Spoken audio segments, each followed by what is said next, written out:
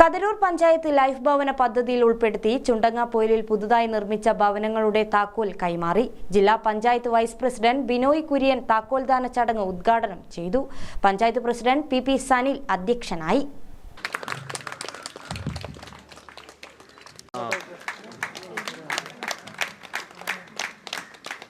വീട് നിർമ്മാണത്തിനായി സഹകരിച്ച് ബൈറൂഹ ഫൗണ്ടേഷന്റെ അസ്ലം അവർക്കുള്ള ഉപഹാരം കൂടിയുടെ വെച്ച്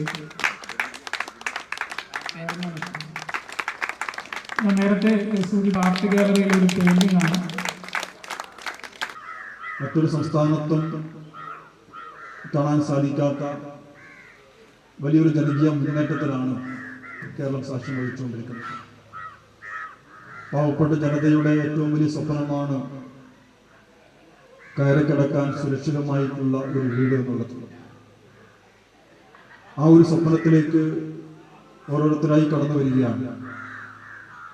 5,18,000 വരുന്ന ആളുകൾ ഇതിനകം വീട് അനുവദിച്ചു കഴിഞ്ഞിരിക്കുകയാണ് ലൈഫ് ഭവന പദ്ധതിയിൽ. അതിൽ 4,16,000 ആളുകൾക്ക് പണി പൂർത്തിയായി അവിടെ താമസം ആരംഭിക്കാൻ വേണ്ടി സാധിച്ചിരിക്കുന്നു. 1,00,000-ഓളം വീടുകൾ നിർമ്മാണത്തിന്റെ വിവിധ ഘട്ടത്തിലാണ്.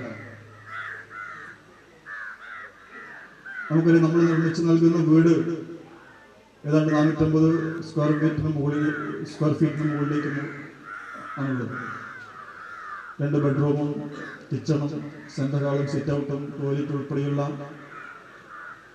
മികച്ച സൗകര്യങ്ങൾ തന്നെയാണ് നമ്മുടെ വീടുകൾക്കെല്ലാം ലഭ്യമായിട്ടുള്ളതെന്ന് കാണാൻ വേണ്ടി സാധിക്കും.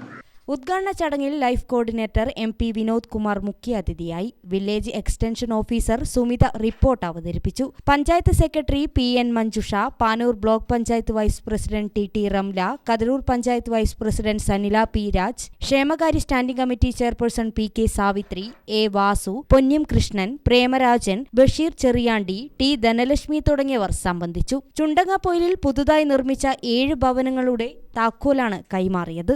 ഗ്രാമിക ന്യൂസ്, കൂത്തുപറമ്പ്.